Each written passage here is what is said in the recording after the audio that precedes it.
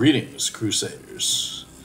This is the Master of Disaster, your man Comet Smasher, and today I'm going to be giving my review and opinions on the PvP in Lords of the Fallen. Now, I decided not to do any kind of extensive testing for PvP until after beating the game. This would allow me to have the best quality build, or best quality version of my starting build for the game, to be able to do this kind of testing with. Now, the first thing that I want to go over is ease of access.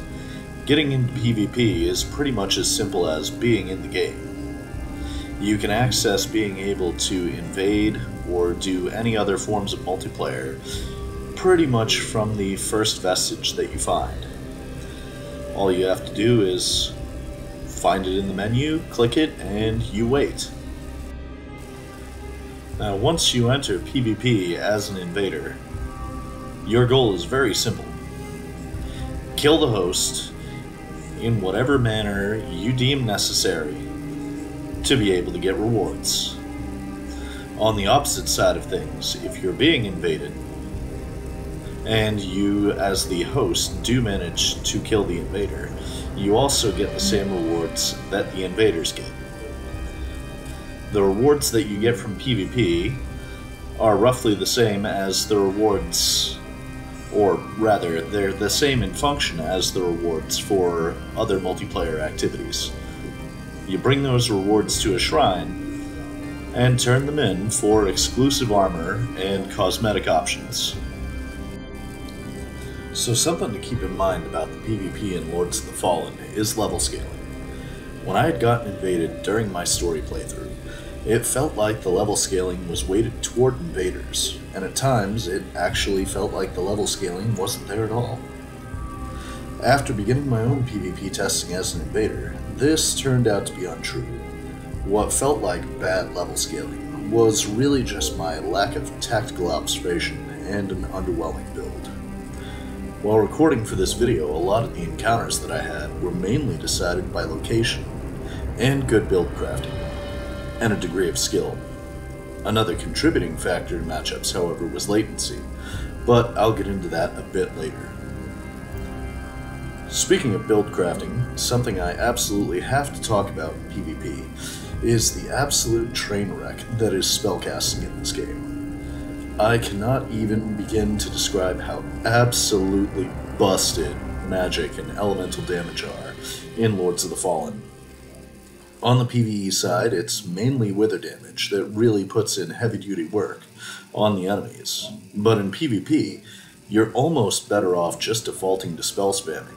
And if you're a dedicated melee build, those damage salts and damage reduction accessories are basically a necessity to have a chance at winning fights in PvP. Although they won't help much against anyone using the accessories that boost posture damage when inflicting certain elemental damage types. Now, staying in this line of thought, let's talk about the wither damage builds. In PvP, they're an absolute nightmare. Wither damage almost completely negates shield defense, because it compounds with the wither damage inflicted while defending against attacks. And some of the fastest and hardest hitting spells suited for PvP are wither spells, allowing a dedicated wither build to completely annihilate a lot of close quarters melee builds very quickly. To call wither builds the meta probably wouldn't be entirely accurate, but they are exceedingly good at, well, just about everything, at least from my experiences in PvP and PvE. Now, as far as the regular combat goes in PvP, it definitely flows well in close quarters.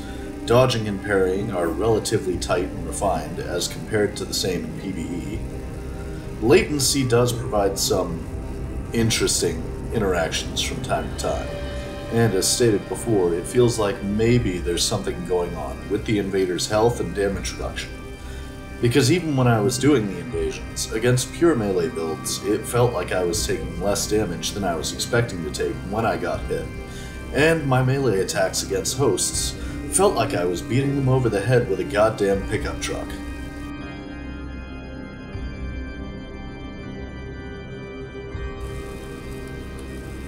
Now, I couldn't give a proper review for PvP without discussing the ranged weapons.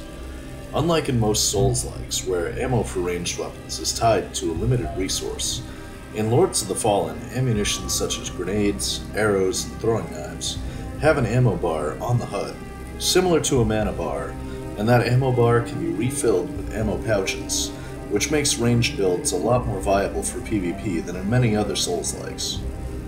While it may seem counterintuitive to try and spam ranged attacks against an opponent turtling behind a shield, or rushing and spam dodging, proper use of the environment and specific ammo types such as wither and explosive ammo can make PvP at range a little less harrowing.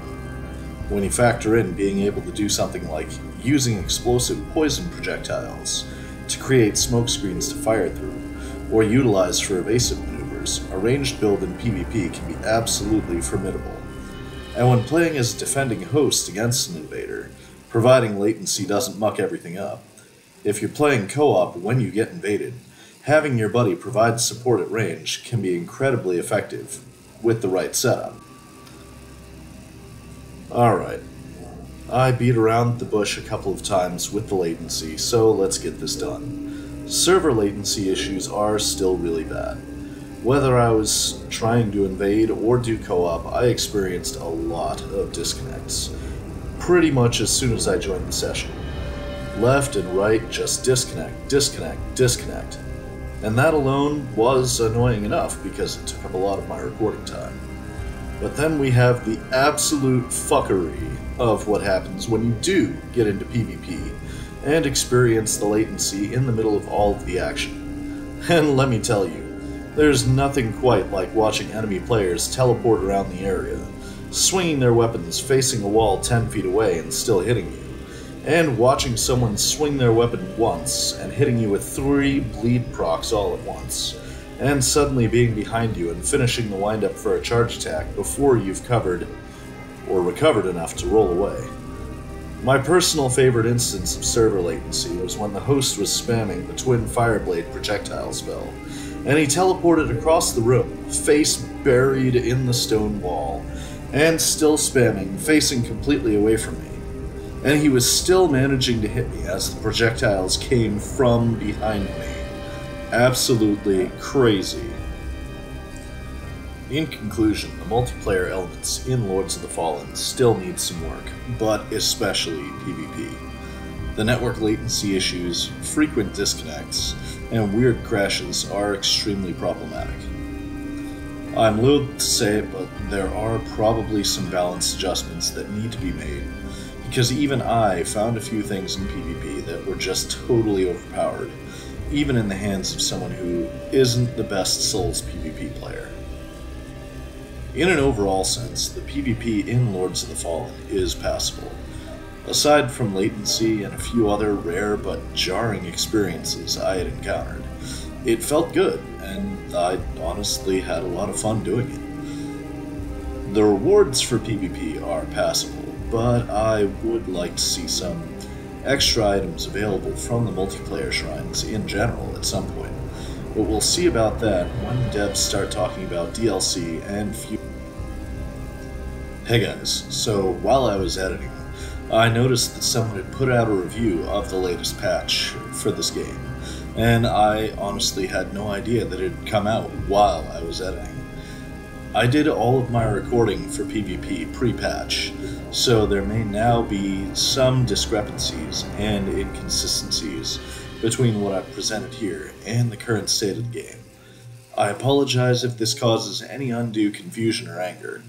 I honestly just didn't know, and therefore...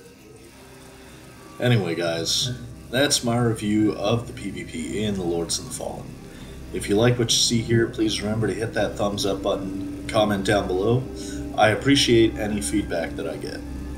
If you could, I'd also appreciate it if you hit the subscribe button so that you can get notified anytime I put out a new short, video, or live stream. The link to my Twitter is in the description if you want to follow me on there. And this is Comet Smasher telling you to shoot for the stars.